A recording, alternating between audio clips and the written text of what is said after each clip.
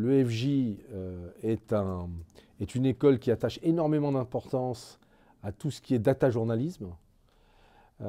Et la deuxième chose, c'est que l'EFJ attache beaucoup d'importance à tout ce qui est international.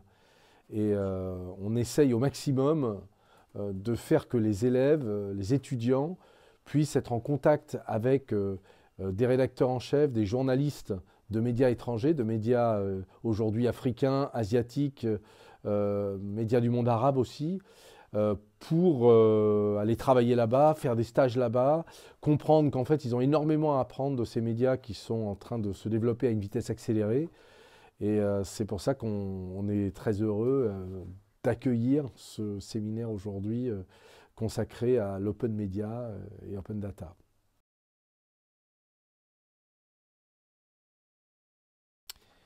Aujourd'hui, il y a de plus en plus de données accessibles qui permettent de contrôler l'action des gouvernements. Ça peut être des données budgétaires, ça peut être des données sur l'action de tel ou tel ministère, de telle ou telle collectivité territoriale. Et ces données sont accessibles, mais pour qu'elles soient compréhensibles et lisibles par le citoyen, il y a besoin de journalistes qui sont capables à la fois de comprendre la signification de ces données, de les mettre en forme, de les mettre en scène et de les présenter aux citoyens pour qu'ils comprennent ce qui se fait, par exemple, en matière de travaux sur les routes, en matière d'éducation, en matière d'hôpitaux. Toutes les données sont là, mais s'il n'y a pas de journalistes, les citoyens n'auront jamais la possibilité d'y accéder facilement ou d'en comprendre tous les enjeux.